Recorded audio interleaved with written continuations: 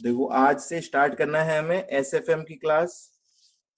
Strategic financial management subject का नाम है। एक बार सबसे पहले तो कोर्स में क्या क्या है वो नोट कर लो फटाफट से। स्ट्रेटेजिक फाइनेंशियल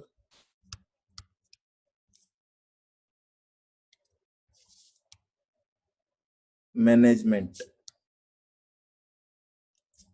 ठीक है, एसएफएम। टोटल 100 मार्क्स का पेपर है आपका, और आपको इसमें पढ़ने हैं कुल मिला के 5 टॉपिक,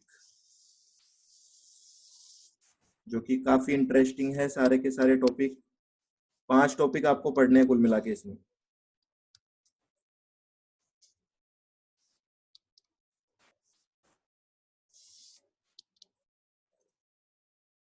ठीक है, कौन कौन से हैं? पहला, तो जिस सीक्वेंस में मैं पढ़ाऊंगा उसी सीक्वेंस में आपको लिख देता हूं। सबसे पहले है हमारा पोर्टफोलियो मैनेजमेंट। फर्स्ट जो चैप्टर हम पढ़ने वाले हैं वो होगा पोर्टफोलियो मैनेजमेंट। पोर्टफोलियो मैनेजमेंट आपके आएगा एग्जाम में अप्रोक्स 25 मार्क्स का। ध्यान रखना, ये जो मार्क्स डिस्ट्रीब्यूशन है ये 100% कमिटेड नहीं होता है इंस्टीट्यूट की तरफ से, ठीक है। ये रिकमेंडरी है केवल, तो इसके अकॉर्डिंग कोई भी पढ़ के मत जाना एग्जाम में कि मैं 25 का ये पढ़ लेता हूँ, 30 का ये पढ़ लेता हूँ, 55 का हो गया हमारा, चलो, ऐसा मत करना। सारे टॉपिक इंपॉर्टेंट है, एक भी चैप्टर आपको स्किप नहीं करना है। सेकंड है म्यूचुअल फंड। म्यूचुअल फंड्स ये अप्रोक्स 20 मार्क्स का बता रखा है, पर इतने क्वेश्चन इसमें से नहीं आते हैं नॉर्मली। थर्ड नंबर पे हमारा आएगा फॉरेक्स, फॉरेन एक्सचेंज, और ये चैप्टर और डेरिवेटिव का चैप्टर। फोर्थ जो चैप्टर है डेरिवेटिव्स, ये दोनों मिक्स होके हमारे पास मार्क्स डिस्ट्रीब्यूशन आते हैं, और वो आता है 30 मार्क्स का। और लास्ट जो चैप्टर हम पढ़ेंगे वो है कैपिटल बजटिंग। कैपिटल बजटिंग जो कि आपने इंटर में भी पढ़ा था कुछ, इंक्लूडिंग लीजिंग। तो यहाँ पे कुछ लीजिंग डिसीजन भी आएंगे, हालांकि वो होते कैपिटल बजटिंग ही है। ये वाला चैप्टर आपके होगा 25 मार्क्स का। तो सारे कुल मिला के आप बोल सकते हो बड़े बड़े चैप्टर्स हैं, ठीक है। कोर्स देखने में 5 ही चैप्टर दिख रहे हैं, पर सारे के सारे बड़े बड़े चैप्टर सही। नोट करते जाओ। फ्रेश कॉपी डालना है इसके लिए, कोई कॉपी में बीच में से या इधर उधर से मत नोट करना, ठीक है। कंटेंट बहुत ज्यादा है, बड़ी कॉपी डाल लेना, और सारा मैटर इस तरीके से लिखना कि बाद में पढ़ने में आ जाए आपके। वन टाइम के हिसाब से मत नोट करना कॉपी में।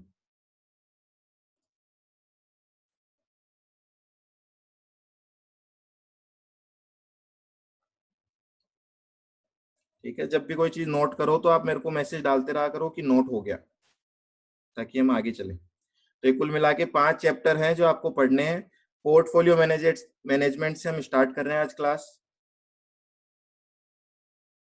डन, ठीक है। मार्क्स डिस्ट्रीब्यूशन में बोल रहा हूँ आपको, कभी मत देखा करो, उसको भूल जाओ। वो तब की बात है जब हमारे पास दूसरा ऑप्शन ना बच रहा हो, है ना। कुछ ऐसा हो रहा हो कि हम जागे ही कब है, जब एग्जाम है 5 दिन बाद, अब हम जाग रहे हैं।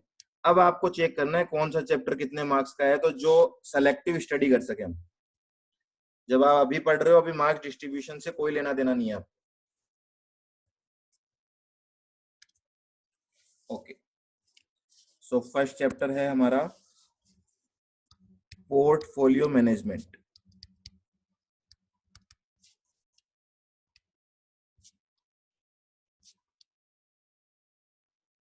अब ये होता क्या है, सबसे पहले तो ये देखो, पोर्टफोलियो और मैनेजमेंट, यहाँ पे 2 शब्दों को मिलके ये चैप्टर बन रहा है, पोर्टफोलियो मैनेजमेंट। तो मैनेजमेंट का मतलब क्या होता है, थोड़ा बहुत आपको इसके बारे में मालूम होगा। मैनेजमेंट मतलब क्या होता है, मैनेजमेंट,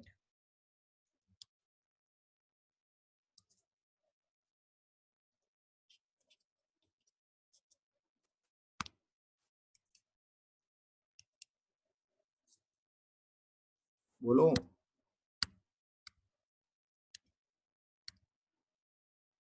सिंपल सी प्रोसेस होती है ना मैनेजमेंट की, तो एक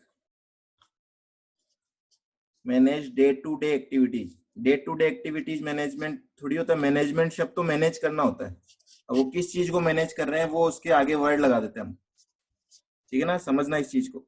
मैनेजमेंट का मतलब क्या होता है कि मैनेज करना है मुझे, अब क्या मैनेज करना है वो उसके आगे लग रहा है ना। देखो, अगर मुझे टाइम मैनेजमेंट करना है तो मैं टाइम मैनेजमेंट बोलता हूँ।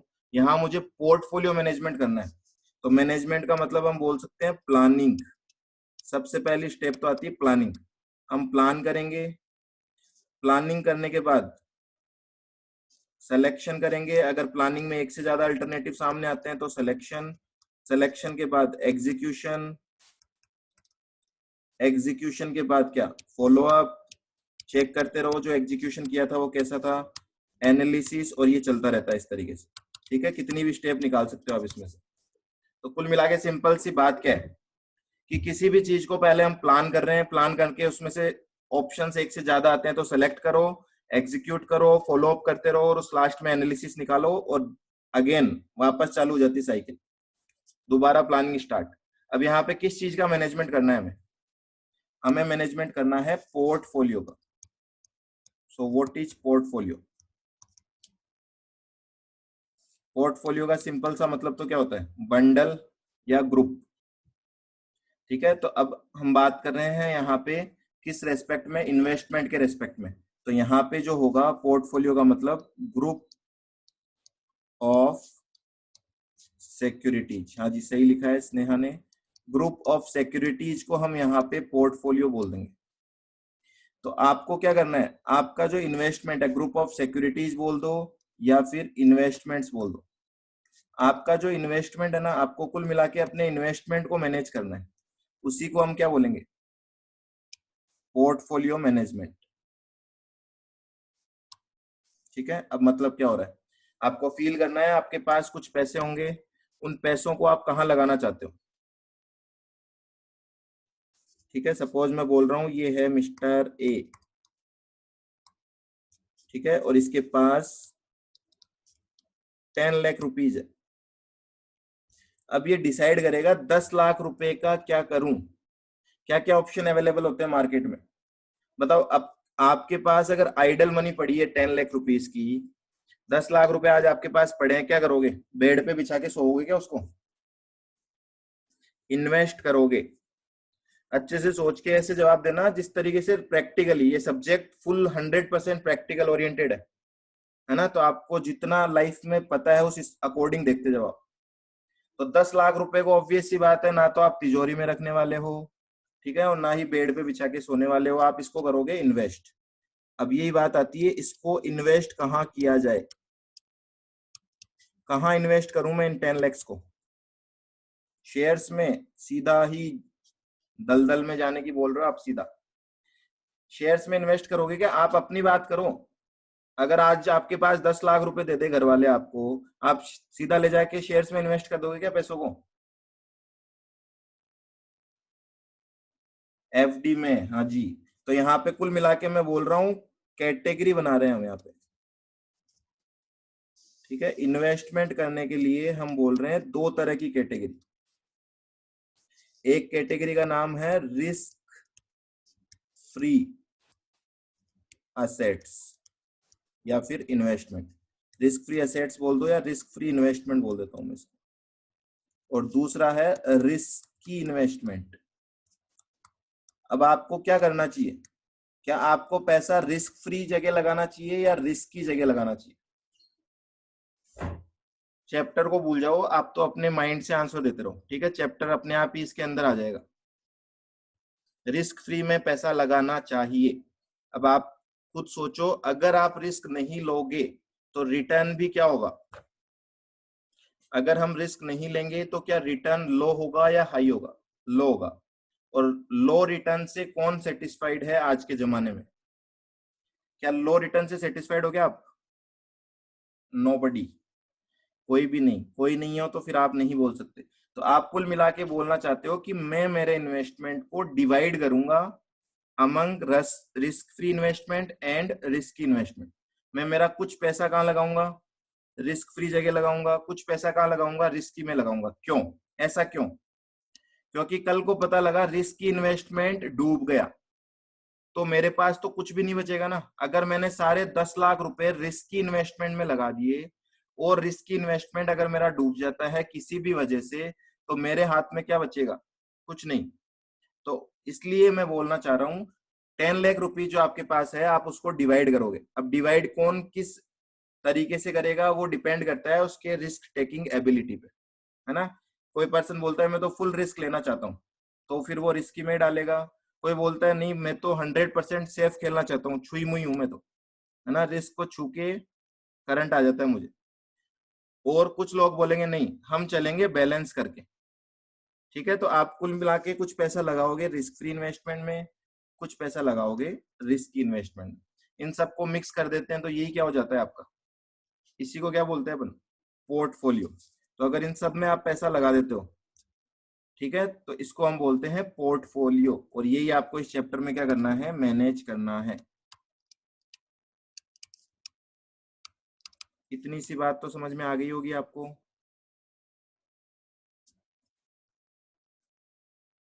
इतनी सी बात समझ में आ गई सबको? हाँ जी आ गई जी हमें। अब ये कुल मिला के एक तरीके से ये जो चैप्टर है जो आप पढ़ रहे हो ये पूरा का पूरा स्टॉक मार्केट से रिलेटेड है ना। स्टॉक मार्केट में जो इन्वेस्टमेंट हम करने वाले हैं पूरा उसी से रिलेटेड है। और स्टॉक मार्केट में जो हम इन्वेस्ट करते हैं वो फुल ऑफ रिस्क होता है। तो हम कुल मिला के इस चैप्टर में रिस्की इन्वेस्टमेंट्स की बात करने वाले हैं कि जब हम रिस्की इन्वेस्टमेंट में इन्वेस्ट करते हैं तो हमें किस तरीके से इन्वेस्ट करना चाहिए। चलो अब ये चैप्टर स्टार्ट करने से पहले आपको एक टॉपिक है वो आना चाहिए, तो मैं आपको यहाँ पे टॉपिक वाइज चल रहे हैं हम, ठीक है ना, नंबर वाइज लगाते रहना ताकि आपको बाद में पढ़ने में इजी होगा। सबसे नंबर 1 आप लिखोगे सिक्योरिटी एनालिसिस। पोर्टफोलियो बनाने से पहले हम बात करेंगे इंडिविजुअल शेयर्स की। सिक्योरिटी क्या होता है और पोर्टफोलियो क्या होता है, अब जैसे मैं यहाँ पे बोल रहा हूँ समझते जाना। एक बार हम इधर आ जाते हैं थोड़ा सा। देखो रिलायंस का शेयर है, टीसीएस का शेयर है, टाइटन का शेयर है, ठीक है, इन्फोसिस का शेयर है। अगर मैं बात करूं ये चारों शेयर को इंडिविजुअली, रिलायंस क्या है? एक सिक्योरिटी है, टीसीएस क्या है? एक सिक्योरिटी है, टाइटन भी सिक्योरिटी है, इन्फोसिस भी सिक्योरिटी है। अगर आप सारा पैसा रिलायंस में लगा रहे हो, बताओ क्या आपने पोर्टफोलियो बनाया क्या? अगर आप अपने पूरे 10 लाख रुपीज रिलायंस में लगा दो तो क्या आपने पोर्टफोलियो बनाया है? नहीं बनाया। मैं बोल रहा हूं आपने थोड़ा थोड़ा पैसा चारों शेयर्स में लगा दिया। अब क्या बन गया आपका? अब आपके पास 4 शेयर्स हैं और वो 4 शेयर्स को हम क्यूमुलेटिवली क्या बोलेंगे? पोर्टफोलियो। ठीक है, तो देखो पोर्टफोलियो पढ़ने से पहले हमें पढ़ना पड़ेगा इंडिविजुअली शेयर का इसका एनालिसिस। कि रिलायंस की अगर मैं बात करूं तो रिलायंस शेयर कितना रिटर्न दे रहा है, कितना रिलायंस शेयर में रिस्क है। आ रही बात समझ में? तो सबसे पहला टॉपिक इस चैप्टर को स्टार्ट करने से पहले हमें करना है सिक्योरिटी एनालिसिस। कि एक सिक्योरिटी के अंदर क्या चीजें हमें ढूंढनी है। सिक्योरिटी एनालिसिस के 2 पार्ट होंगे, ठीक है, टू पार्ट्स में डिवाइड है सिक्योरिटी एनालिसिस। एक रिटर्न और दूसरा रिस्क। और रिस्क का मतलब क्या है यहाँ पे? यहाँ पे रिस्क का मतलब है स्टैंडर्ड डेविएशन। ठीक है, रिस्क के बहुत सारे मेजर्स होते हैं मार्केट में, पर हमें जो ध्यान रखना है वो ध्यान रखना है रिस्क का मतलब क्या? Standard deviation. तो कोई भी सिक्योरिटी उठाएंगे हम उसकी 2 चीजें कैलकुलेट करेंगे, एक उसका रिटर्न कैलकुलेट करेंगे, एक उसकी रिस्क कैलकुलेट करेंगे। तो सबसे पहले तो आप एक बार प्रैक्टिकल पोर्शन पे आते हैं कि कैलकुलेट कैसे करना है, फिर धीरे धीरे समझते हैं उसको कि वो जो कैलकुलेट किया है उसको एनालिसिस कैसे करेंगे हम। ओके,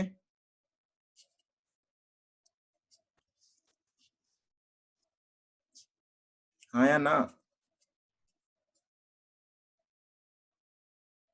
ठीक है, नीचे नोट करो आप डेटा, जो डेटा आपको मिलेगा क्वेश्चन में या प्रैक्टिकली। देखो इसमें क्वेश्चन और प्रैक्टिकली में बहुत ज्यादा डिफरेंस नहीं है। क्वेश्चंस हालांकि एकेडमिक पर्पज से आते हैं, पर उनको आप प्रैक्टिकली भी लिंक कर सकते हो। डेटा जो होगा ना, वो आपको जब भी एनालाइज करोगे आप किसी शेयर को, तो या तो आपको पास्ट डेटा दिया हुआ होगा, मतलब उसकी पास्ट परफॉर्मेंस कैसी रही है कुछ सालों में, या फिर आपको फ्यूचर डेटा दिया हुआ रहेगा। फ्यूचर डेटा मतलब कि पास्ट की इंफॉर्मेशन नहीं है हमारे पास, फ्यूचर प्रिडिक्शन कर लेते हैं। और जब भी फ्यूचर प्रिडिक्शन करते हैं तो उस पे किस पे बेस्ड होती है वो? फ्यूचर डेटा हमेशा किस पे बेस्ड होता है? Based on probability.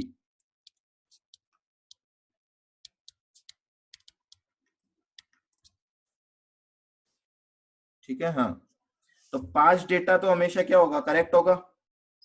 बोलो, क्या पास्ट डेटा में भी गड़बड़ हो सकती है क्या कभी? अगर मैं आपको बोलूं भाई रिलायंस के पिछले 5 सालों का रिटर्न निकालो, क्या उसमें गड़बड़ हो सकती है क्या? नहीं हो सकती, क्योंकि पास्ट डेटा हमेशा एक्यूरेट होगा। लेकिन फ्यूचर डेटा हमेशा क्या होगा? वो प्रोबेबिलिटी पे बेस्ड होगा, क्योंकि वो फोरकास्ट है। और आगे जाके क्या वो डेटा चेंज हो सकता है क्या? ऑब्वियसली हो सकता है। फ्यूचर डेटा प्रिडिक्शन आप करोगे तो आंसर अलग आएगा, मैं प्रिडिक्ट करूंगा तो अलग आएगा। मतलब हर आदमी प्रिडिक्शन अपने अपने हिसाब से करता है। अब आपको इन दोनों ही कैटेगरी से स्टार्ट करना है पढ़ना। मैं बात कर रहा हूं पहले पास्ट डेटा से स्टार्ट कर रहे हैं हम। ठीक है, पॉइंट नंबर ए, ध्यान रखना, हेडिंग डाल देता हूं मैं, calculation of return and risk of security, क्योंकि अभी हम इंडिविजुअल सिक्योरिटीज की बात कर रहे हैं। Calculation of return and risk of security, bracket में लिख देते हैं हम पास्ट डेटा। जब आपको पास्ट डेटा दिया हुआ हो तो किस तरीके से कैलकुलेट करना है। जहां मैं आगे निकल जाऊं, आप नोट कर रहे हो मेरे को बता देना, ये सब चीजें नोट करनी है आपको, कोई भी चीज मिस मत कर देना इसमें से। चलो अब इसके लिए एक एग्जांपल ले लेते हैं, उसके बाद में फॉर्मूले बनाते हैं इसके। एग्जांपल, ईयर, ईयर दे रखा है सपोज हमें, और हमें दे रखा है return of Reliance industries. Reliance का आपको रिटर्न दे रखा है सपोज 3 सालों का, 1 साल, 2 साल और 3 साल। पिछले पास्ट 3 इयर्स का आपको अगर रिटर्न दे दिया जाए रिलायंस का, और रिटर्न हमेशा कौन से फॉर्म में होता है? परसेंटेज। ठीक है, तो सपोज रिटर्न दिया है आपको इस तरीके से 10, 14 और 18। आपका रिलायंस का पिछले 3 सालों का इस तरीके से रिटर्न है 10, 14, 18। अब आपको इस क्वेश्चन में दो चीजें कैलकुलेट करनी है। एक तो रिलायंस शेयर का रिस्क कितना है और रिलायंस शेयर का रिटर्न कितना है। तो हमें क्या कैलकुलेट करना है? Calculate risk and return.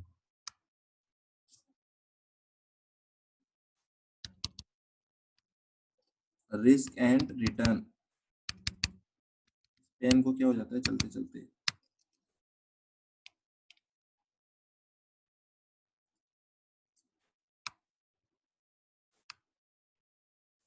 हाँ जी, calculation of risk and return. Wait करना एक बार।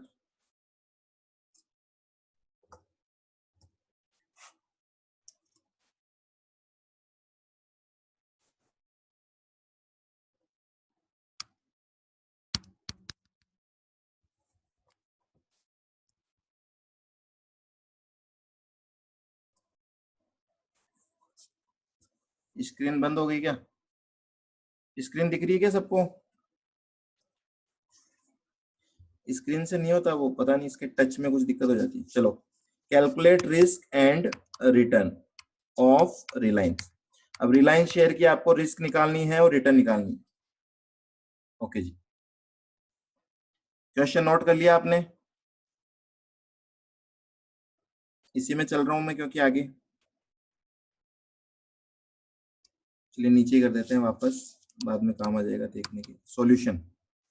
सॉल्यूशन में देखो आपको क्या क्या कॉलम्स बनाने हैं, अच्छे से याद कर लेना। एक कॉलम ईयर का बनाएंगे हम, एक कॉलम हम बनाएंगे रिटर्न्स का, जो रिटर्न आपको दे रखे हैं। तो मैं बोल रहा हूँ रिटर्न आपको दे रखे हैं कौन सी कंपनी के, रिलायंस के। इसको हम एक्स बोल देते हैं, एक्स वेरिएबल बोल देते हैं हम, रिलायंस के जो रिटर्न दे रखे हैं उसको। ठीक है, 1 2 3, 3 साल के हमें रिटर्न दे रखे थे, 10 14 और 18 परसेंटेज में है। चलो मैं यहाँ पे साइन भी लगा देता हूँ ताकि कोई कंफ्यूजन ना रहे बाद में। 10%, 14% और 18%। अब आपको एक तो निकालना है रिटर्न।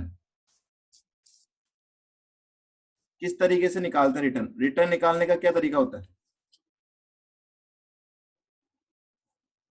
रिटर्न निकालने के कौन से तरीके होते हैं? एवरेज। तो बहुत से तरीके होते हैं, यहाँ पे जो यूज लेना है एक बार एवरेज, बाद में मैं आपको नोट भी करवा दूंगा, और भी कई तरीकों से रिटर्न निकलता है। ठीक है, पर यहाँ पे कौन सा तरीका यूज लेना है? Simple average. एवरेज भी कौन सा? Simple average. तो यहाँ पे मैं बोलूंगा return average return of past 3 years. Past 3 years का एवरेज रिटर्न कैसे निकलेगा? इसको हम एक्स बार बोलेंगे। कैसे निकलेगा? तीनों को ऐड कर देते हैं और डिवाइड बाय 3 कर देते हैं। तीनों को ऐड करोगे तो 42 आएगा। ठीक है, 42 टोटल आएगा। इसको बोल देते हैं सिग्मा एक्स, और एक्स बार का फॉर्मूला हम लिख सकते हैं क्या? Sigma x upon n. तो ये आ जाएगा 42 divided by 3 equal to 14%। Clear? Return निकालना तो लड्डू है, बच्चों का खेल है, मतलब ये तो कोई भी निकाल देगा। अब आ गया आपका 14%। ये कितना आया? 42%। एक्स बार कितना आया? 14%। बस यहां तक तो कोई दिक्कत नहीं है, रिटर्न तो कोई भी निकाल देगा। अब हम बात कर रहे हैं रिस्क की। रिस्क क्या है यहाँ पे? किस चीज को रिस्क बोल रहे हैं हम? तो देखो, रिस्क का जो मीनिंग है स्टेटिस्टिक्स के अंदर वो ये है कि हमारा एवरेज रिटर्न कितना होना चाहिए हर साल का? हमारे हर साल का एवरेज रिटर्न होना चाहिए 14%। अगर हमें किसी साल में इससे कम या ज्यादा रिटर्न मिल रहा है, ज्यादा मिल रहा है तो भी रिस्क है, कम मिल रहा है तो भी रिस्क है। तो रिस्क का जो डेफिनेशन है वो है फ्लक्चुएशंस या वेरिएबिलिटी, वोलेटिलिटी। ठीक है, वेरिएशंस जो आ रहे हैं, जो वोलेटिलिटी आ रही है, जो डेविएशन आ रहे हैं, सारे शब्द का मतलब एक ही है।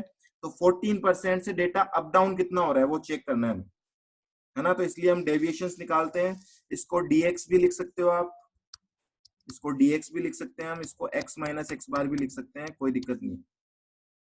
तो dx क्या होगा यहाँ पे? Deviation of x। यहाँ पे क्या होगा देखो, 14 होना चाहिए जबकि 10 है। कितना शॉर्ट है? -4%। तो x माइनस एक्स बार दिख रहा है आपको नोटेशन? 10 में से 14 माइनस करोगे तो माइनस का 4। सेकंड बोलो क्या आएगा? 0%। थर्ड क्या आएगा? 4%। ओके जी। अब मैं बोल रहा हूं कि इसका एवरेज करो इस कॉलम का। रिस्क यही तो है, यही रिस्क है, इसका एवरेज कर देते हैं। एवरेज कितना आएगा इस कॉलम का?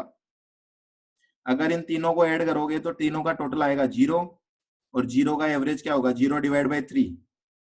0 डिवाइड बाई 3 करते हैं तो 0 आएगा बेटा, इंफिनिटी नहीं आता, है ना? इंफिनिटी तब आता है जब वैल्यू डिवाइड बाई 0। ओके, तो अब यहाँ पे एक प्रॉब्लम है। तो अगेन वही है, जो बनाने वाले हैं फॉर्मूले, उन्होंने कहा आप इस तरीके से चलोगे तो आपकी सॉल्यूशन हो जाएगा dx स्क्वायर कर दो आप। क्यों करना है स्क्वायर? क्योंकि ये जो नेगेटिव सिंबल है ना, नेगेटिव सिंबल, ये नेगेटिव सिंबल भी तो हमें क्या बता रहा है? ये भी तो रिस्क ही बता रहा है। तो आप इस सिंबल को हटाओ, और सिंबल को हटाने का क्या तरीका है? dx स्क्वायर कर दो। dx स्क्वायर मतलब x माइनस एक्स बार का स्क्वायर। कितना आएगा? 4 का स्क्वायर। -4 इंटू -4 करेंगे तो 16% स्क्वायर हो जाएगा। ये ध्यान रखना, यूनिट का अच्छे से ध्यान रखना यहाँ पे आप। ठीक है, क्योंकि परसेंट को भी परसेंट से मल्टीप्लाई करेंगे तो वो 16% स्क्वायर हो जाएगा। 0 को 0 से करेंगे तो ये 0 रह जाएगा, 0% स्क्वायर ये हो जाएगा अगेन 16% स्क्वायर। टोटल कितना आ जाएगा? ये हो गया आपका 32% स्क्वायर। ठीक है, इसका एवरेज, इसका जो एवरेज होगा उसको हम बोलेंगे क्या? डेविएशन। क्या होता है इसका एवरेज? देखो,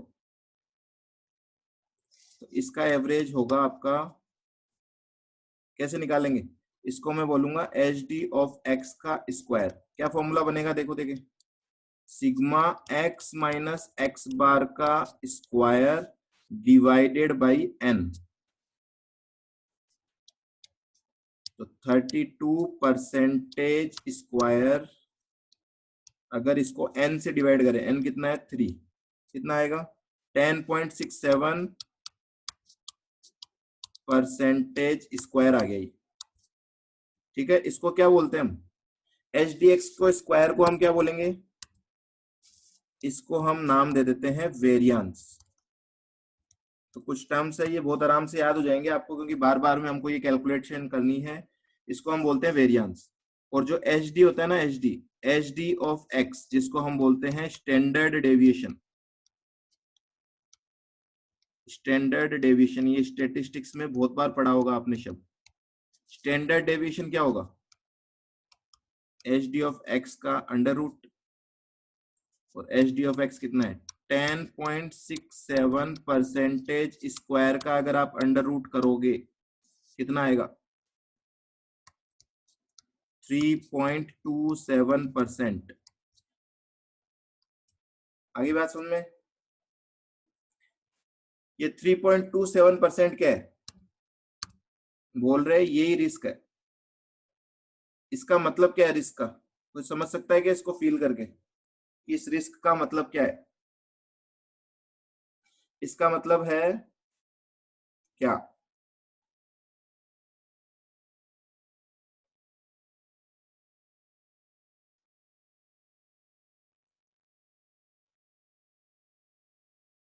एवरेज से फ्लक्चुएशन, बिल्कुल। सिंगल साइड या बोथ साइड्स?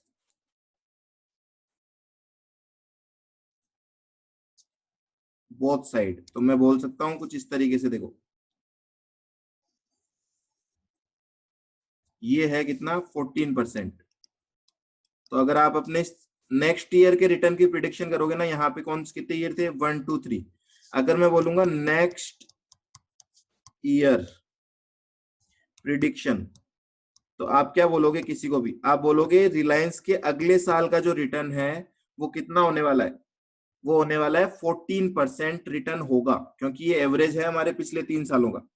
तो आप यही बोलोगे 14% का एवरेज है, पर ये 14% कुछ हद तक नीचे भी जा सकता है, मतलब पीछे भी रह सकता है, और कुछ हद तक इधर भी जा सकता है। वो कितना होगा? वो होगा 3.27%। मतलब 3.27% कम भी हो सकता है रिटर्न, और 3.27% ज्यादा भी हो सकता है रिटर्न। आ रही बात समझ में? तो इसी को हम बोल रहे हैं रिस्क। रिस्क का मतलब फ्लक्चुएशंस या फिर वोलेटिलिटी। इतनी बात सबके दिमाग में आ गई क्या?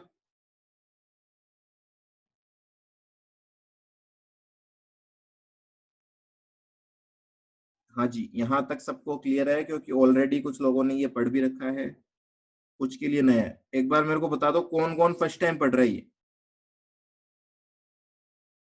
जो जो फर्स्ट टाइम पढ़ रहा है वो लिखो एक बार।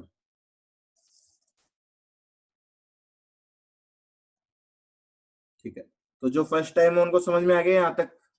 अभी तक मैंने केवल दो ही चीजें कैलकुलेट करना सिखाया आपको। एक, अगर पास्ट डेटा दे रखा है तो रिटर्न कैसे निकालेंगे और रिस्क कैसे निकालेंगे। ठीक है, रिटर्न कैसे निकालना है? बहुत सिंपल, सिंपल एवरेज करना है हमें। और रिस्क कैसे निकालना है? रिस्क निकालने के लिए अब मैं यहाँ पे बोल दूं कुछ, अब आपको फॉर्मूले लिखने हैं, अच्छे से फॉर्मूले लिख लेना। फॉर्मूले की शीट अच्छे से बना लेना। पास्ट डेटा की अगर बात करूं, तो पास्ट डेटा के बेस पे एक तो आपको निकालना है एक्स बार। इसका फॉर्मूला क्या होगा? Sigma x upon n. और दूसरा जो फॉर्मूला है वो है एच डी ऑफ एक्स। ठीक है, इसको हम बोल रहे हैं रिटर्न। ये रिटर्न का फॉर्मूला हो गया। और ये फॉर्मूला हो गया आपके रिस्क का। क्या फॉर्मूला है, कौन बताएगा ये फॉर्मूला? एक नंबर इसका भी एग्जाम में ध्यान रखना, आप डायरेक्ट लिखाओगे नंबर कट जाएंगे। ये चीज आपको लिखनी पड़ेगी, फॉर्मूला लिखोगे, एक मार्क्स फॉर्मूले का भी मिलता है आपको। जितने क्वेश्चन सोल्व करोगे सब में फॉर्मूला जरूर लिखना है आपको। फॉर्मूला याद नहीं है तो एक लाइन छोड़ के आंसर स्टार्ट कर दो, अपने आप आपको पता लग जाएगा क्या लिखना है फॉर्मूला। बताओ एच डी ऑफ एक्स में क्या लिखूं मैं?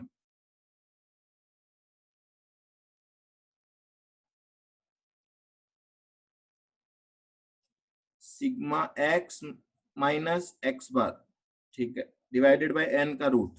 Very good. अब मैं ये बोल रहा हूं, मैं दो चीजें लिख देता हूं, इसको भी रिस्क बोलते हैं। एच डी एक्स के स्क्वायर का मतलब क्या? इसका मतलब है वेरियांस, और इसको कैलकुलेट कैसे करेंगे हम? Sigma X minus X bar divided by N. इससे तो आएगा आपका क्या? वेरियांस। और ये है एच डी एक्स मतलब स्टैंडर्ड डेविएशन। इसका फॉर्मूला आप लिखोगे H D of X, sigma X minus X bar का स्क्वायर, सॉरी स्क्वायर नहीं किया मैंने, डिवाइडेड बाई एन, और इसका क्या? इसका अंडर रूट। ठीक है, या फिर इसको ऐसे भी लिख सकते हो आप कि वेरियांस का रूट कर देंगे हम। ये लो जी, फॉर्मूले सारे अच्छे से कॉपी कर लेना, बस यही जान है लास्ट में। ठीक है, यहां तक?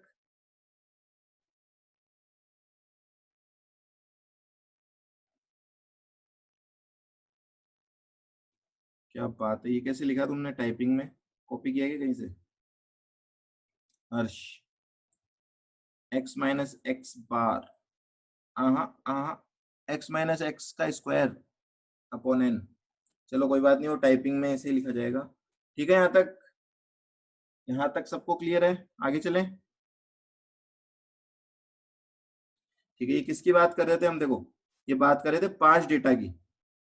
टॉपिक पे वापस आ जाता हूं मैं, बात कर रहे हैं सिक्योरिटी एनालिसिस की, जिसमें रिटर्न रिस्क, दो चीजें निकालने की कोशिश कर रहे हैं हम। डेटा जो होगा वो आपको या तो पास्ट डेटा होगा या फ्यूचर डेटा होगा। फ्यूचर डेटा जब भी होगा तो वो प्रोबेबिलिटी के बेसिस पे दिया हुआ होगा। ठीक है, अब हम इसने स्टार्ट किया है, हमने 5 डेटा से रिटर्न और रिस्क कैलकुलेट करना। ओके जी, अब मैंने कैलकुलेट कर लिया रिटर्न और रिस्क रिलायंस कंपनी का। तो रिलायंस का रिटर्न तो कितना आ रहा है? 14%। और रिलायंस का रिस्क कितना आ रहा है? 3.27%। यहां तक सबको क्लियर है?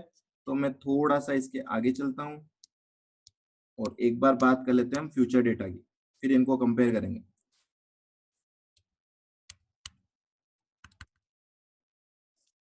ठीक है, पॉइंट नंबर बी, अगर आपको फ्यूचर डेटा दिया हुआ आए तो क्या करना है? फ्यूचर डेटा, तो फ्यूचर डेटा जब भी आएगा तो वो हमेशा किस पे बेस्ड आएगा? प्रोबेबिलिटी पे। देखो एग्जाम्पल, प्रोबेबिलिटी दी हुई होगी और आपको रिटर्न दिया होगा। तो सपोज मैं बात कर रहा हूँ रिटर्न ऑफ SBI कार्ड्स। तो कोई नई कंपनी अगर आती है सपोज, तो उसका रिटर्न क्या होता है? फोरकास्ट ही करना पड़ेगा हमें, क्योंकि एक्चुअल डेटा तो अवेलेबल है नहीं। तो प्रोबेबिलिटी दे रखी है सपोज हमें, इसमें भी 3 डेटा ले लेते हैं हम, 0.2, 0.3, 0.5, ये प्रोबेबिलिटी है। और रिटर्न सपोज हमें दे रखा है 15%, या तो रिटर्न होगा, या फिर होगा रिटर्न 18%, या फिर होगा रिटर्न 21%। ठीक है, तो ये आपकी प्रोबेबिलिटी है और आपको रिटर्न दिया हुआ है। क्या कैलकुलेट करना है? अगेन वही दो चीजें कैलकुलेट करनी है, calculate expected return and risk of किसकी? सिक्योरिटी की बात करें ना, अभी हम पोर्टफोलियो चैप्टर स्टार्ट नहीं किया अभी तक हमने, ऑफ SBI कार्ड्स। लो जी, ये हमें कैलकुलेट करना है। आ जाइए सॉल्यूशन पर। क्या करना पड़ेगा? अगेन दो कॉलम जो बने हुए हैं वो तो बनाने ही बनाने हैं। एक तो प्रोबेबिलिटी, इसको हम बोल देंगे P, प्रोबेबिलिटी मतलब क्या, पी कितनी कितनी है, 0.20, 0.30 और 0.50। और आगे जो दे रखा था हमें रिटर्न, रिटर्न दे रखा था, रिटर्न का मतलब एक्स बोल दो इसको, एक्स कितना कितना है, 15, 18, 21। चलो अब पहली बात करनी है, रिटर्न निकालना है। कैसे करेंगे एवरेज, पास्ट में तो एवरेज कर देते हैं हम सिंपल एवरेज, फ्यूचर में एवरेज कैसे करेंगे, प्रोबेबिलिटी से मल्टीप्लाई करके, बहुत सिंपल है। तो एक कॉलम बना देंगे यहाँ पे P इंटू एक्स, ठीक है, पी एक्स करते रहो, देखिए कितना आता है, 15 इंटू 0.2 करोगे तो, अच्छा इनको लिखना भूल गए हम, यूनिट जरूर लिखो, गड़बड़ हो जाएगी वरना, ठीक है, एक बार लिख लो, बाद में चाहे इसको स्किप करते रहना, अपन माइंड में रहना चाहिए, फर्स्ट क्वेश्चन में सारी यूनिट्स लिख लो आप, है ना, आगे जाके कभी कंफ्यूजन नहीं हो। P इंटू एक्स करेंगे तो क्या आएगा बोलो, 3 क्या आएगा, परसेंटेज आएगा कि परसेंटेज स्क्वायर आएगा,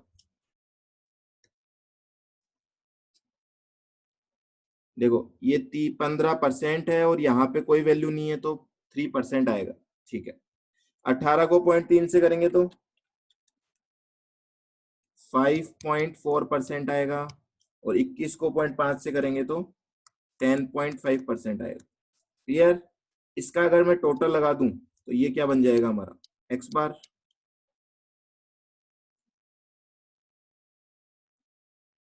कितना आता है,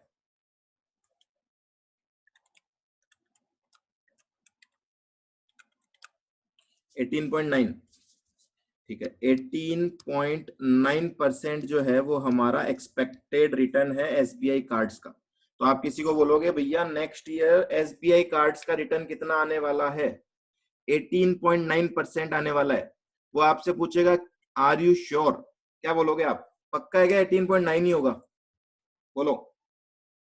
अगर मैं आपकी प्रिडिक्शंस भी सही मान लूं तो भी क्या 18.9% पक्का है क्या, नहीं, हमें यहाँ पे फ्लक्चुएशंस भी तो चेक करनी है। फ्लक्चुएशंस कैसे कैलकुलेट करेंगे हम, रिस्क निकाल के, तो अगेन यहाँ पे कॉलम क्या क्या बनेंगे, देखो एक बनेगा x माइनस एक्स बार जिसको आप dx बोलोगे, और एक बनेगा इसके स्क्वायर का कॉलम, क्यों बनाना है स्क्वायर के कॉलम, कौन बताएगा, dx स्क्वायर, स्क्वायर का कॉलम क्यों बनाना है, कोई बता सकता है क्या,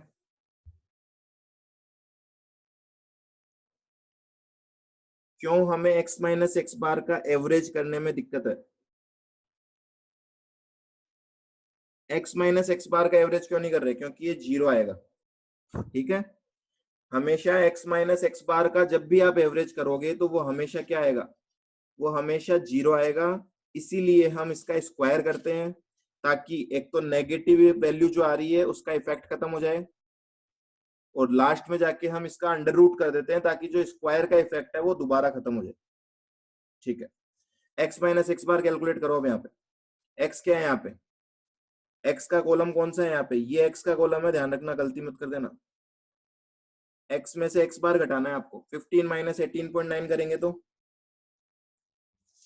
माइनस का 3.9%, 18 में से ये जाएगा तो माइनस का 0.9%, और 21 में से 18.9 जाएगा तो 2.1% प्लस का, ठीक है।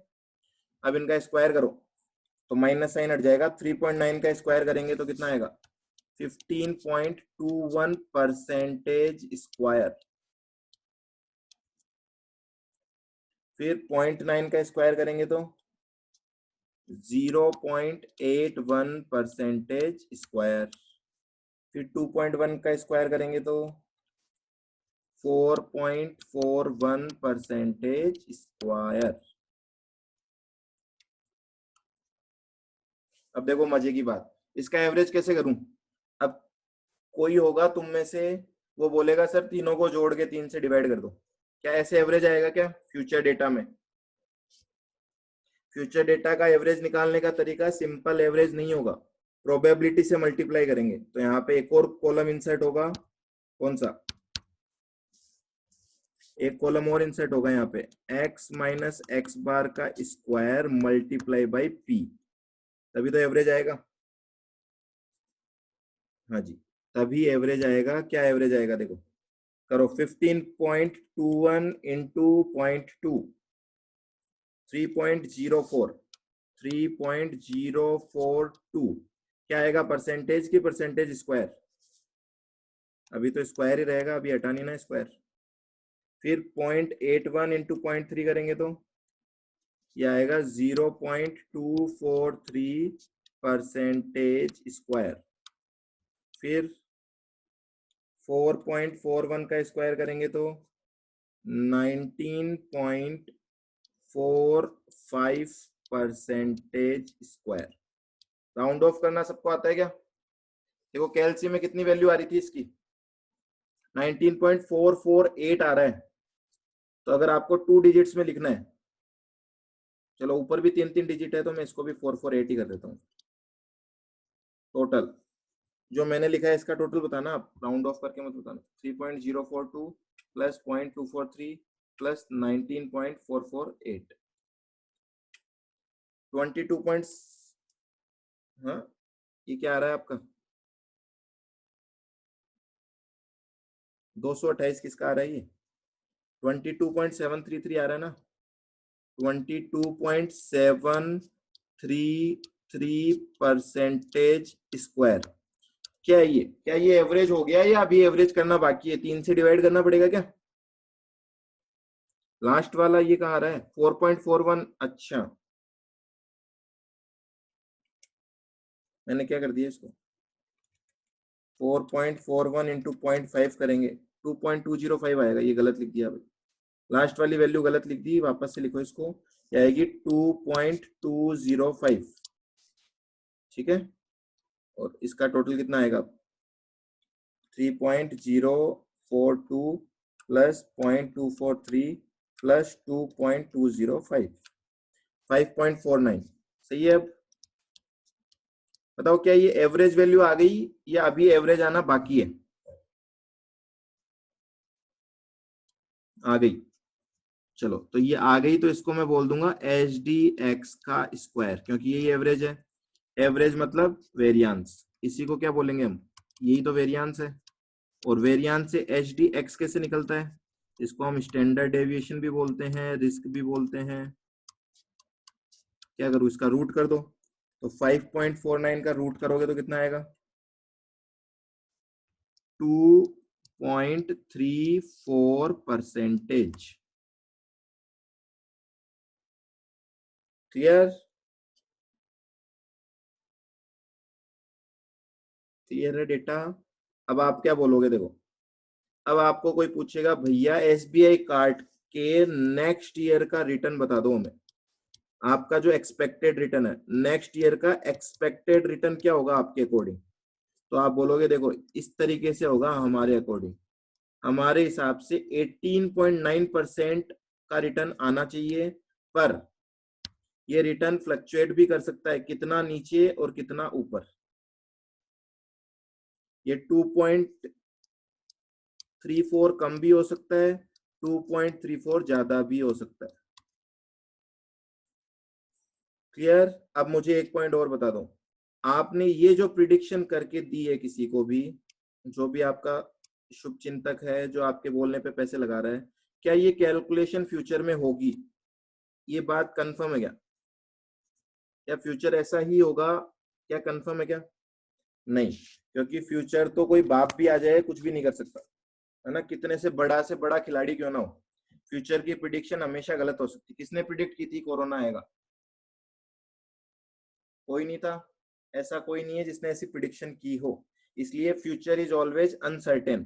तो ध्यान रखना, ऐसा करके ऐसे मत कूद जाना स्टॉक मार्केट में कि ये लो जी पिछले 5 सालों का एवरेज निकालते हैं और अब तो हमें पता ही है अगले साल का रिटर्न क्या आने वाला है। कभी नहीं होगा ऐसा। ये जस्ट और जस्ट क्या है, स्टेटिस्टिक्स की बातें कर रहे हैं हम, कि हाँ अगर स्टेटिस्टिक्स सही चलती है, थ्योरी जो बनी हुई है बाजार में वो सही चलती है, तो नेक्स्ट ईयर क्या होने वाला है, तो ऑलवेज चेंज हो सकता है ये। यहां तक सबको क्लियर है बात सारी? कोई दिक्कत नहीं है ना यहाँ तक तो किसी को? मतलब हमने दोनों तरह की कैटेगरी देख ली। अब ये यूज होते हैं क्या प्रैक्टिकल लाइफ में? हाँ जी, बहुत यूज होते हैं। सब चीज यूज होगी, आप देखते जाओ। अभी तो एक फायदा हो रहा है आपको, मैं लाइव दिखा सकता हूँ वेबसाइट भी खोल के। ठीक है, तो पहले थोड़ा सा पढ़ते हैं, उसके बाद कभी ना कभी डेटा में आपको दिखाऊंगा लाइव। हाँ जी, फ्यूचर डेटा वाला वापस देख लो एक बार फटाफट से। फ्यूचर डेटा में क्या होगा आपको? आपको हाँ, एक चीज और बताऊं यहाँ पे, क्या ये जो 15, 18 और 21 का रिटर्न है, ये 3 अलग अलग साल का रिटर्न है या नेक्स्ट ईयर की प्रोबेबिलिटी है ये? क्या ये 3 साल का रिटर्न है क्या? नहीं, ये तो केवल नेक्स्ट ईयर के ही 3 पॉसिबिलिटी है। 3 पॉसिबिलिटी क्या है? अगर सिचुएशन गंदी रहती है, बेड, कि कोरोना चलता रहेगा, ठीक है। अगर सिचुएशन क्या हो जाती है, थोड़ी सी सुधर जाती है, मॉडरेट हो जाती है, कि कोरोना रहेगा पर ठीक है वैक्सीन आ जाएगा, और अगर सिचुएशन बहुत बढ़िया हो जाती है, गुड, सब कुछ खेल खत्म, कोरोना गायब, तो 3 अलग अलग सरकमस्टांसेस में क्या क्या रिटर्न आ सकता है कंपनी का, वो हमने प्रोबेबिलिटी लगाई है। ठीक है, अब देखो इसमें 3 प्रोबेबिलिटी दी हुई है, 3 रिटर्न दिए हुए हैं। करना क्या है, प्रोबेबिलिटी से मल्टीप्लाई करोगे रिटर्न को तो एवरेज रिटर्न आ जाएगा, और एवरेज से अगर डेविएशन निकालोगे, जिसको हम डीएक्स बोलते हैं, एक्स माइनस एक्स बार, इसका स्क्वायर कर देंगे। क्यों? क्योंकि नेगेटिव इफेक्ट भी हटाना है, और एवरेज 0 आता है तो हमें स्क्वायर वाला रूट अपनाना ही पड़ेगा। और लास्ट में इस वाले कॉलम का एवरेज करना है मुझे, इस वाले कॉलम का एवरेज करना है। अब इस वाले कॉलम का एवरेज कैसे होगा?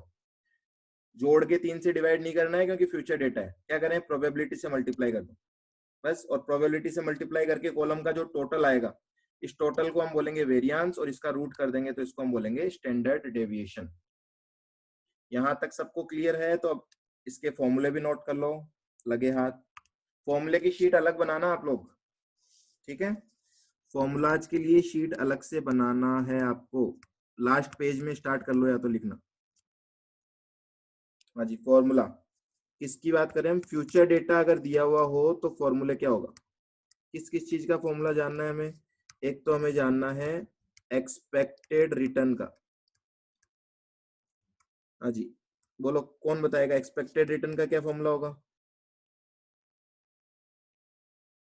एक्सपेक्टेड रिटर्न ऑफ सिक्योरिटी की बात कर रहा हूं मैं, सिग्मा पी इंटू एक्स। ठीक है, ओके जी। दूसरा, अगर मैं वेरिएंस की बात करूं तो, अगर वेरिएंस निकालना हो मैं सिक्योरिटी का, मतलब एच डी ऑफ एक्स का स्क्वायर, तो हम बोलेंगे sigma X minus X bar का स्क्वायर इंटू प्रोबेबिलिटी, और डिवाइडेड बाय एन भी करना है क्या? नहीं करना। बस ये गलती हो जाती है, अभी मैं बार बार इसीलिए बोल रहा हूँ, ये गलती अभी लग रही है कि ऐसा नहीं हो सकता, पर ऐसा हो सकता है। फिर हम बोलेंगे एच डी, एच डी मतलब सिग्मा एक्स, क्या फॉर्मूला होगा? Sigma X minus X bar into P, और इसका रूट, या फिर सिंपली बोल सकते हो आप वेरिएंस का रूट।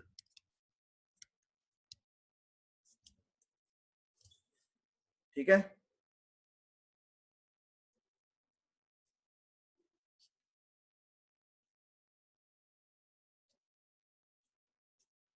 ओके यहां तक? गिव मी ए थम्स अप, अगर यहां तक ओके है तो एक थम्स अप हो जाए, उसके बाद आगे चलते हैं।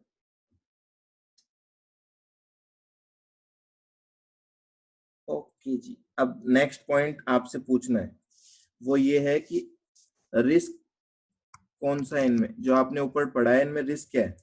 क्या वेरिएंस रिस्क है या स्टैंडर्ड डेविएशन रिस्क है? क्या एच डी एक्स स्क्वायर को हम रिस्क बोलेंगे, या फिर स्टैंडर्ड डेविएशन को हम रिस्क बोलेंगे?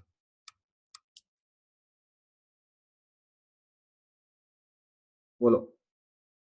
H D be risk, H D risk है, एच डी रिस्क है, सब बोल रहे हैं एच डी रिस्क है।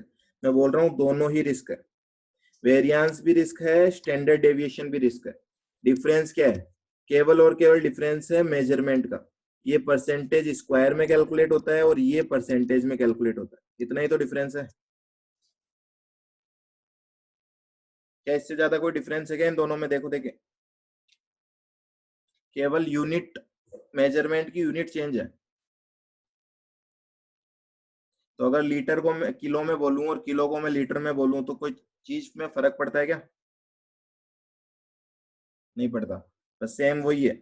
अगर वेरिएंस परसेंटेज स्क्वायर में आ रहा है और एचडी परसेंटेज में आ रहा है, चीज एक ही है, दोनों दोनों ही रिस्क है, केवल और केवल मेजरमेंट का अंतर है। अब मुझे बताओ आपको समझ में कौन सा मेजरमेंट आता है? परसेंटेज स्क्वायर किसी के समझ में आता है क्या कभी? अगर मैं बोलूं 10% स्क्वायर, क्या मतलब हुआ 10% स्क्वायर का? 10 नहीं, चलो मैं बोलता हूँ 16% स्क्वायर, और दूसरी तरफ मैं बोलता हूँ 4%। कौन सी चीज समझ में आती है माइंड में? माइंड में बैठता है 4%, हमें समझ में आता है कि 4% का फ्लक्चुएशन है ऊपर ऊपर या नीचे। 16% स्क्वायर का फ्लक्चुएशन है, ये किसी के दिमाग में नहीं जाता। बस इतना सा केवल ध्यान रखना है। बाकी अगर रिस्क बोलोगे तो दोनों को ही रिस्क बोलते हैं, वेरिएंस भी रिस्क है और स्टैंडर्ड डेविएशन भी रिस्क माना जाएगा। ओके जी, क्लियर है यहां तक बात?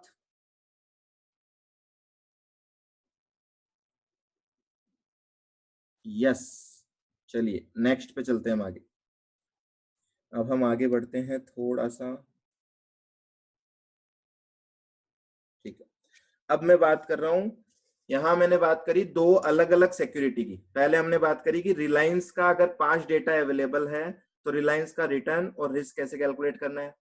अगर एसबीआई कार्ड्स का फ्यूचर डेटा हमने प्रिडिक्ट कर रखा है तो उसके बेसिस पे रिटर्न और रिस्क कैसे निकालना है। अब करेंगे क्या इस रिटर्न और रिस्क का निकाल के? ये भी तो है ना सबसे बड़ा क्वेश्चन। इस रिटर्न और रिस्क को निकाल के मुझे करना क्या है? कोई बता सकता है कि क्या करना है? क्यों कर रहा हूं मैं ये चैप्टर, क्यों पढ़ रहा हूँ? अगर मैंने दो सिक्योरिटी की एनालिसिस कर ली तो मैं क्यों कर रहा हूँ दो सिक्योरिटी की analysis? Why? Invest in portfolio, तो दोनों की एनालिसिस क्यों कर रहा हूँ फिर मैं? पोर्टफोलियो बनाना है तो बोलो ना सीधा दोनों में लगा दो पैसे। हाँ जी, हमें डिसीजन लेना है एक तो कि दोनों में इन्वेस्ट करना है, क्या करना है, तो कितना कितना करना है। ठीक है, तो पोर्टफोलियो मैनेजमेंट हम पढ़ रहे हैं, पर अभी हम जो टॉपिक चला रखे हैं वो है सिक्योरिटी एनालिसिस। तो अगर मैं आपसे ये पूछूंगा कि दो सिक्योरिटी में से किसी एक में पैसे लगाने हैं तो किस में लगाएंगे, उसके लिए हम कर रहे हैं सिक्योरिटी एनालिसिस। दोनों में कितना लगाना है वो भी आगे देखेंगे हम अलग तरीके से। इन्वेस्ट किस में बेस्ट होगा, हाँ जी ये हम बोल सकते हैं। तो अगर दो सिक्योरिटी को कंपेयर करने के लिए बोलूं मैं आपको तो फिर आपके काम आएगी सिक्योरिटी एनालिसिस। तो इसके लिए देखो एक एग्जांपल ले रहे हैं, अब ये अच्छे से देखना पड़ेगा आपको। एग्जांपल लिख रहा हूं मैं, विदाउट कैलकुलेशन किए मैं आपको बता रहा हूं कि अगर ए लिमिटेड एक कंपनी है और बी लिमिटेड दूसरी कंपनी है, ठीक है, और ए लिमिटेड के रिटर्न हमने कैलकुलेट कर लिए और ये आए हैं, सपोज ए लिमिटेड का रिटर्न आ रहा है 10% का और बी लिमिटेड का रिटर्न आ रहा है 12% का। 10% और 12%। रिस्क, रिस्क माने स्टैंडर्ड डेविएशन। ए लिमिटेड की रिस्क आ रही है सपोज 2.5% और बी लिमिटेड की रिस्क आ रही है 4%। अब मुझे ये बताओ, वेट,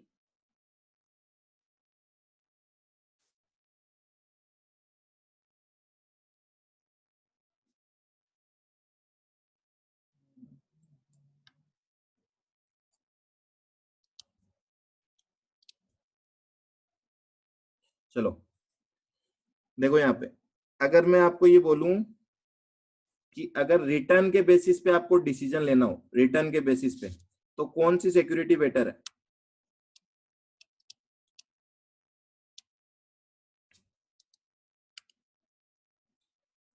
जिससे रिटर्न ज्यादा चाहिए वो भी बी में करे, ठीक है। आप बोल रहे हो रिटर्न के बेसिस पे security B is better, okay. अगर मैं बात करूं रिस्क के बेसिस पे कौन सी सिक्योरिटी बेटर है?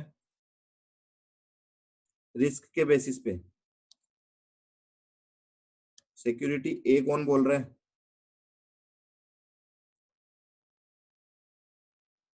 किसको लग रही है सिक्योरिटी ए बढ़िया रिस्क के बेसिस पे? रिस्क ज्यादा अच्छा होता है या कम अच्छा होता है? बोलो, रिस्क ज्यादा अच्छी बात है या कम अच्छी बात है? कम होना चाहिए ना रिस्क तो अगर रिस्क के बेसिस पे यहाँ पे मैं आंसर निकालूं तो बी स्टॉक आएगा। तो मुझे अगर दोनों से आंसर, अगर मुझे दोनों ही तरीके से, रिटर्न के बेसिस पे भी मैं बोल रहा हूँ कि सिक्योरिटी बी बढ़िया है और रिस्क के बेसिस पे भी मैं बोल रहा हूँ कि सिक्योरिटी बी बढ़िया है, तो कुछ सोचने की जरूरत नहीं है, मैं बोल सकता हूँ B is better than A. B A से बहुत बढ़िया है, तो हमें अगर पैसा दोनों में से किसी एक में लगाना है तो किस में लगाएंगे हम पैसा? हम पैसा लगाएंगे बी में। आई बात समझ में?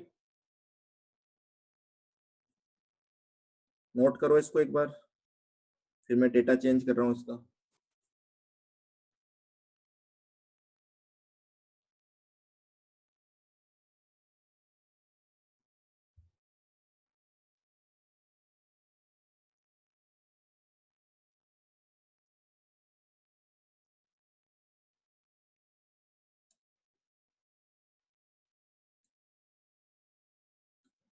डन सबका?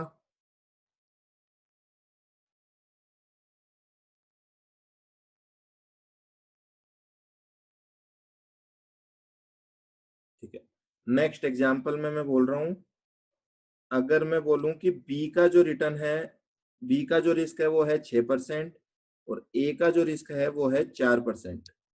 अब बताओ, रिटर्न के बेसिस पे तो बी बढ़िया है, रिस्क के बेसिस पे कौन सा शेयर बढ़िया है?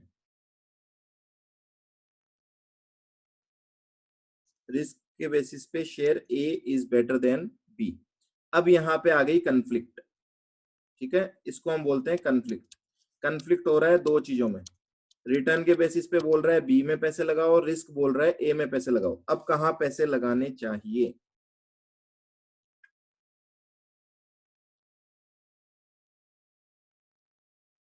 अब ए में लगाने चाहिए, क्यों? क्योंकि अल्फाबेट में ए पहले आता है। हाँ जी, तो यहाँ पे एक प्रॉब्लम आ रही है, तो प्रॉब्लम का सॉल्यूशन क्या है? सॉल्यूशन है एक और कोई रेशियो निकाल दो। ठीक है, तो जब कंफ्लिक्ट होती है तो हम निकालते हैं क्या? और भी बहुत सारे मेजर्स है, ये इकलौता मेजर नहीं है, और भी बहुत सारे मेजर है, पर नॉर्मली हम निकालते हैं क्या? कोफिशिएंट ऑफ वेरिएशन, जिसको हम बोलते हैं CV। कैसे निकालेंगे? H D upon X bar. मतलब क्या होगा H D upon X bar का? तो देखो, अगर ए के लिए निकालू मैं CV, क्या होगा ए का CV? H D upon X bar मतलब 4/10। परसेंटेज से परसेंटेज कट हो जाएगा, बचेगा 0.40। बताओ 0.40 परसेंटेज में आएगा क्या आंसर? फटाफट से बोलेंगे, क्या 0.40 आंसर परसेंटेज में आएगा या नहीं आएगा? नहीं आएगा, टाइम्स में आएगा। ठीक है, तो जब भी चीज टाइम्स में होती है ना, तो इसीलिए उसको कोफिशिएंट लगाया जाता है। कोफिशिएंट वर्ड जहां जहां देखोगे ना आप, वहां देख लेना उसकी कोई यूनिट नहीं होती, वो टाइम्स में होता है हमेशा। सारी बात समझ में? तो CV, अब मुझे ये और बताना है, CV हाइयर द बेटर होता है कि लोअर द बेटर होता है?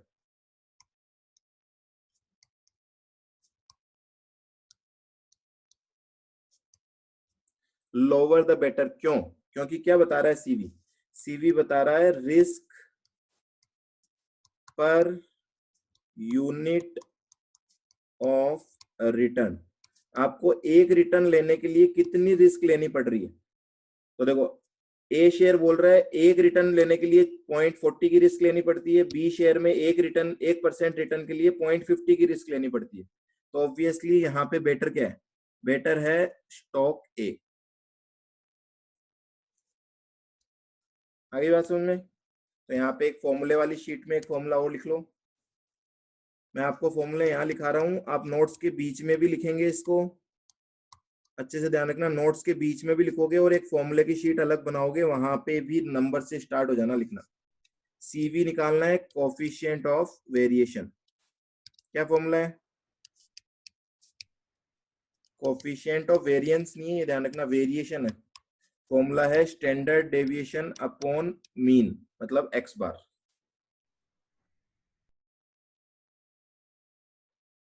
यहां तक सबको समझ में आ गया?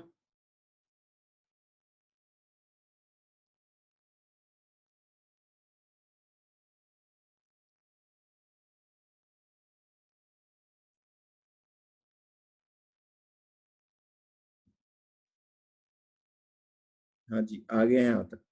दोनों में डिफरेंस क्या है? कौन से दोनों में? कौन से दोनों में डिफरेंस?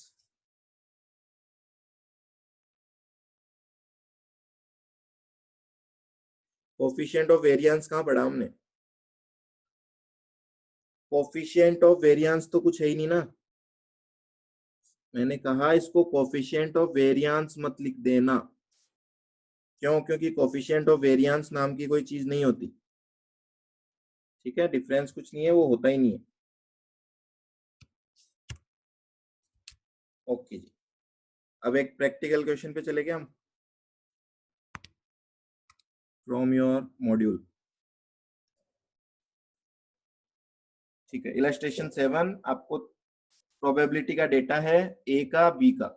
ए का भी रिटर्न रिस्क निकालना है, बी का भी रिटर्न रिस्क निकालना है, और अगर दोनों में आधे आधे पैसे लगाएं तो भी रिटर्न रिस्क निकालना है।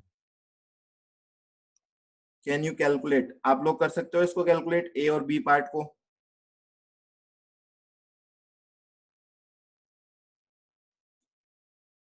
चलो करो, अभी करना है आपको, कोई होमवर्क वगैरह अभी कुछ नहीं है, अभी पहले क्लास में करना है आपको। ठीक है ना, मैं वेट कर रहा हूँ।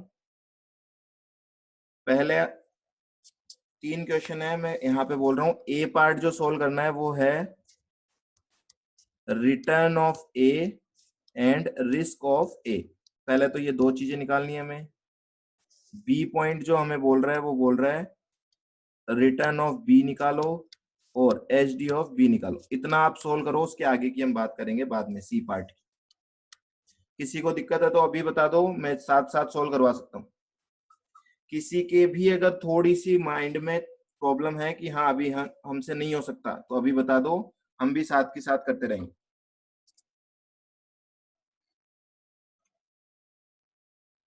कोई नहीं ऐसा?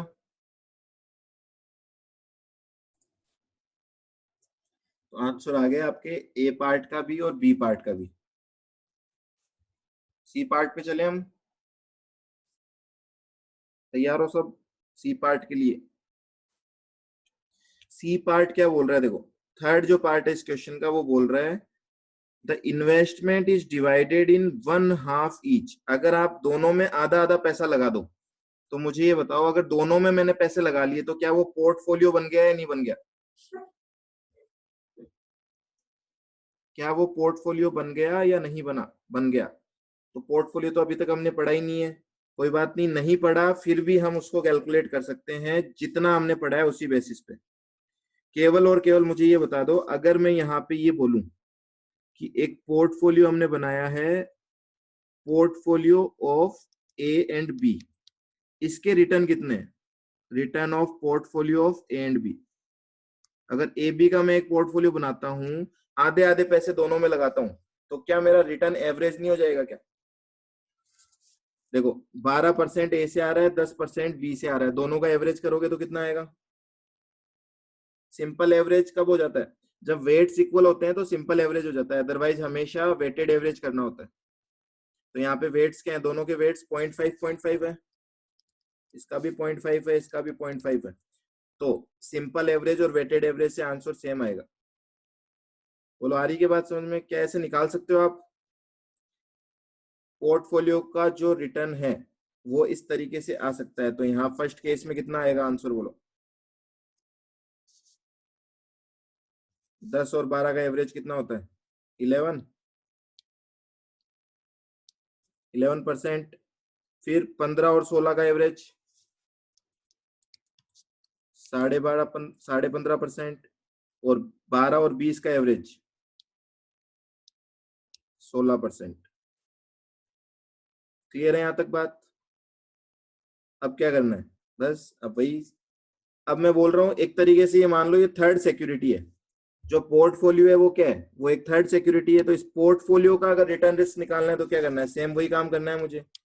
मैं बोलूंगा आरपी इंटू पी करो यहाँ पे, तो प्रोबेबिलिटी से अगर इसको मल्टीप्लाई करूंगा तो हमारा एवरेज आ जाएगा। प्रोबेबिलिटी कितनी है, 0.2, 0.5, 0.3। 11 को 0.2 से मल्टीप्लाई करो,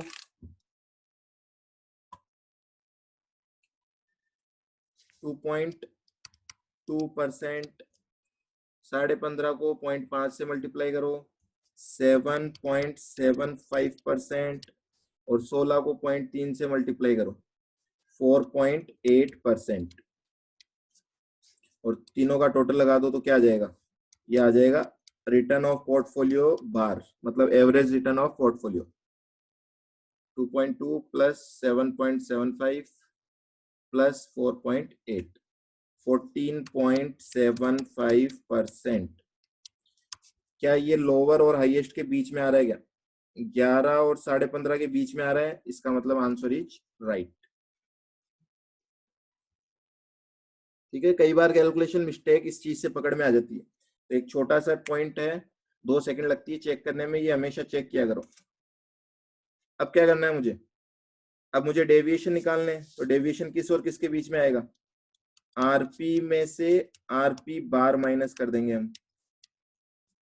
सही है, कितना होगा, 11 माइनस 14.75 करेंगे तो माइनस का 3.75%।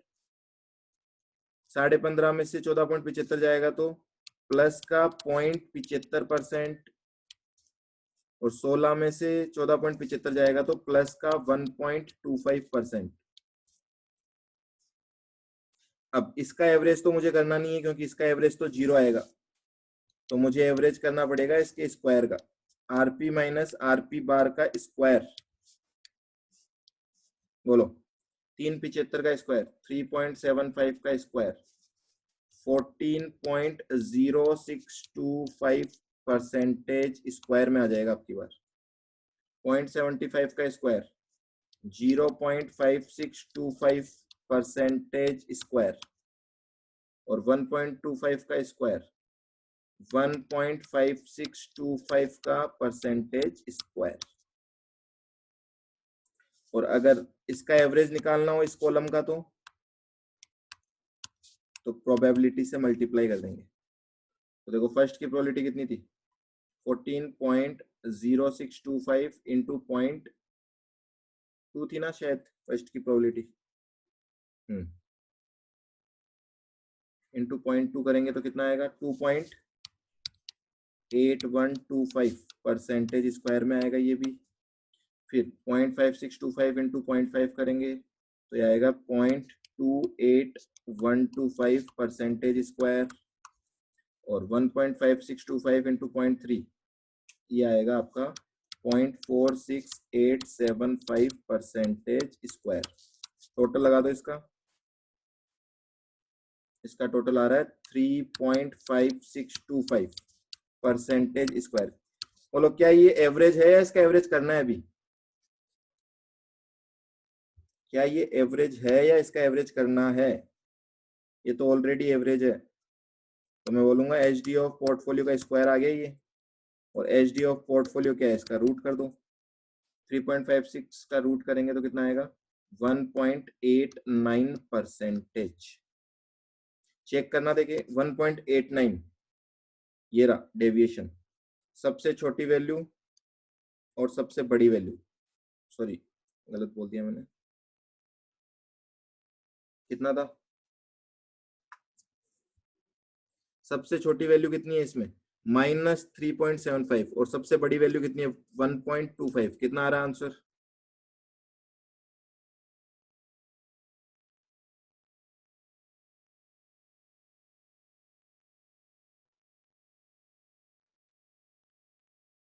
वेट,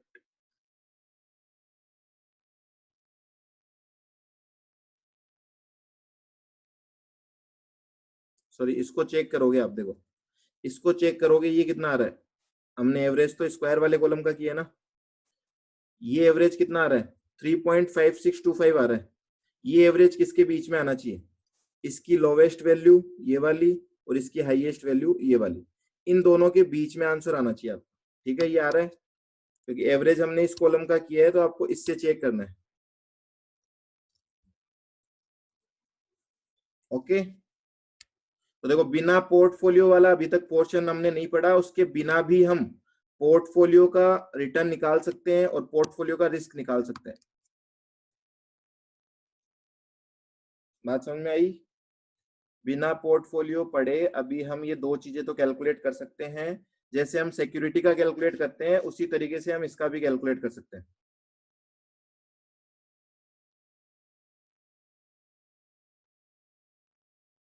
सबको क्लियर है? एक बार फटाफट से थम्स अप करके बता दो। सबसे बेसिक कंसेप्ट है ये रिटर्न और रिस्क निकालने का, इसमें किसी को भी डाउट नहीं होना चाहिए, पूरा चैप्टर का बेस है ये। अगर इसमें थोड़ी सी भी प्रॉब्लम है तो अभी बता देना, ठीक है ना, क्योंकि ये अगर अभी प्रॉब्लम छोड़ दी इसमें तो आगे जाके सब कुछ सत्यानाश कर देगा ये। कौन सा वापस समझाना है, थर्ड पार्ट या पूरा?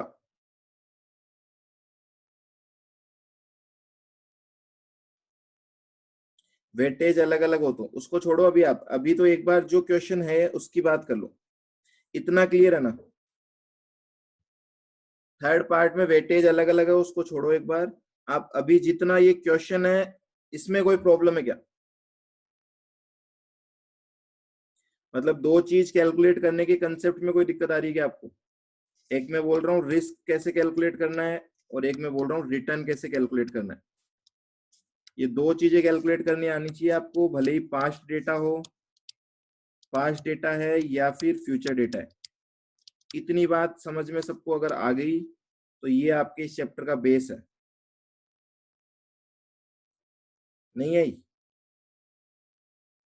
इसमें कोई प्रॉब्लम नहीं है ना? ठीक है। हरीश क्या बोल रहे हो आप, प्रॉब्लम है या नहीं है? पूरा लिखा करो, मुझे पता नहीं लगता ना मैंने कौन सा क्वेश्चन पूछा था, किसका रिप्लाई किया आपने। आप अपने आंसर में लिखा करो, हाँ या ना मत लिखा करो। क्लियर? जैसे कि इस क्वेश्चन में दो सिक्योरिटी थी, ए था और बी था, उसमें कोई दिक्कत नहीं थी, तो मैंने बोला एक पोर्टफोलियो का भी आप रिटर्न निकाल लो और इसको क्या मान लो, इसको एक थर्ड सिक्योरिटी मान लो। उसके बाद तो कुछ भी दिक्कत नहीं है, उसके बाद तो सेम वही प्रोसेस अप्लाई करना है जो आप सिक्योरिटी पे करते हो।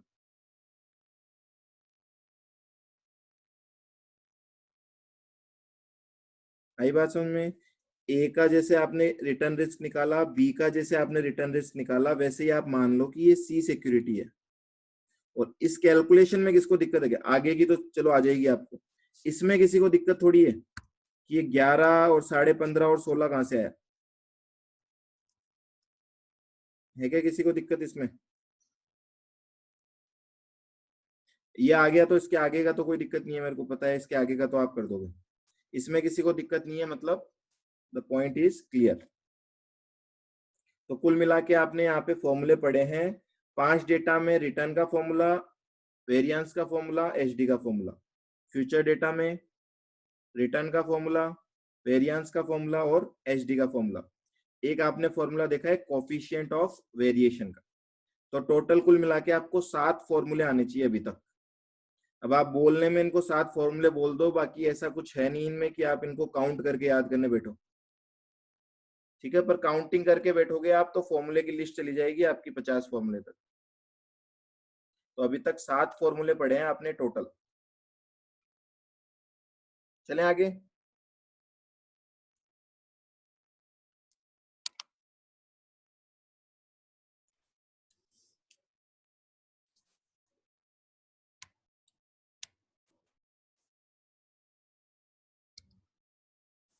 तो आज के लिए जो होमवर्क है वो लिख लो आप।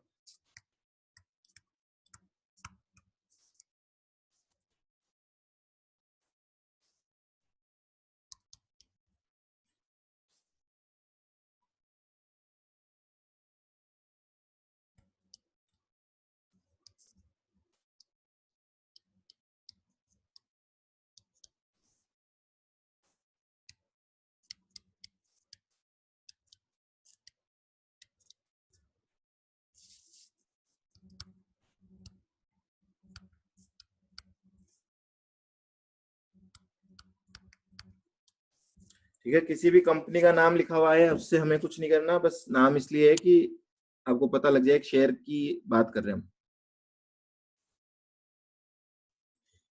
ठीक है, 5 साल का आपको रिटर्न दे रखा है। सपोज ये रिटर्न है कुछ इस तरीके से 15, 13,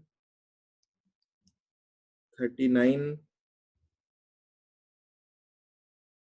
सॉरी 15, 13, 11 और 18 और 20। ये आपके 5 साल के रिटर्न है। इसके बेसिस पे आपको कैलकुलेट करना है, calculate return and risk of HUL।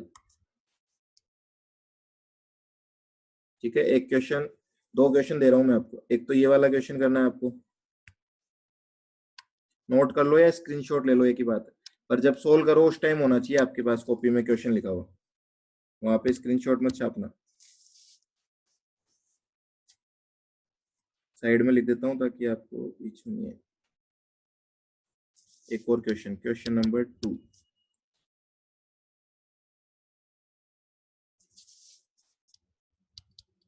Situation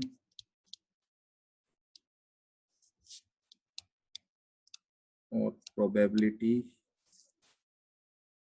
और expected return of corona private limited.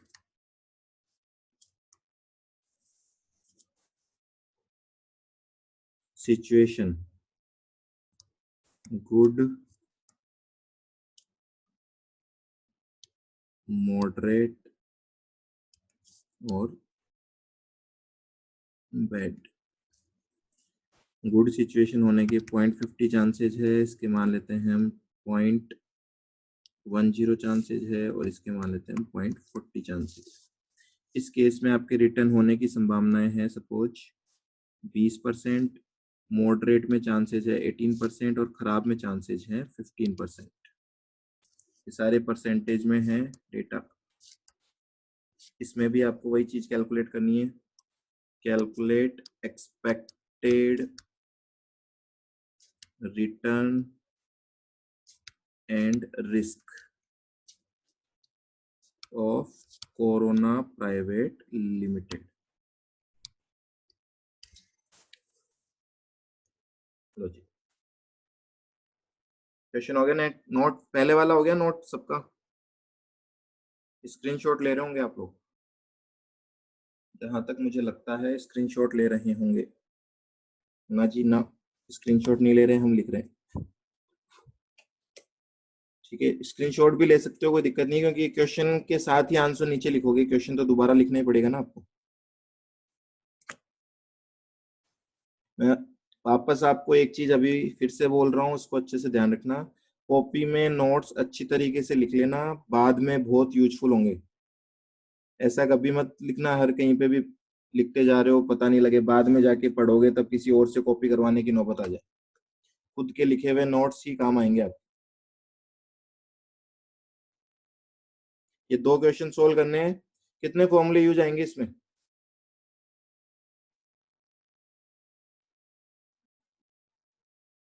इसमें दो फॉर्मूले, मतलब वेरिएंस भी निकालोगे तो 3 मान लो, और इसमें भी 3। तो यही हमने 6 फॉर्मूले पढ़े हैं, एक CV पढ़ा है हमने। ठीक है, तो आज की क्लास में जितने पढ़े हैं उससे रिलेटेड दोनों होमवर्क है। अगर ये कर लिया आपने अच्छे से, इसका मतलब first point is crystal clear.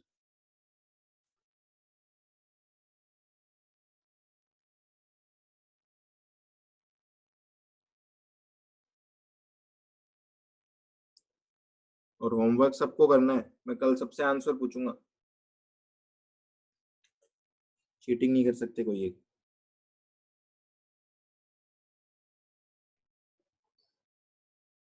और जी दोनों दिख जाएंगे अब।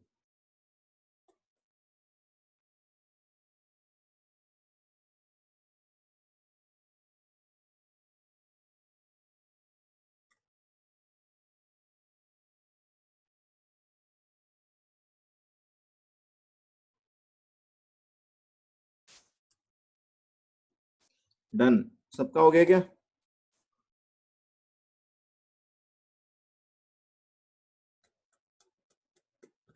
सबका डन? जिसका नहीं हुआ वो बता दो, क्योंकि हो गया वो तो बता रहा है। जिसका नहीं हुआ वो एक बार लिख दो, अदरवाइज क्लास खत्म करते हैं आज की। कोई नहीं है ऐसा? ठीक है, तो ये होमवर्क है, ये आज आपको करना है, कल हम इसके आंसर चेक करेंगे।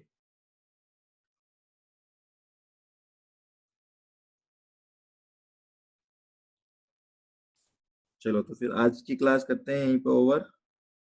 Tata bye bye, take care.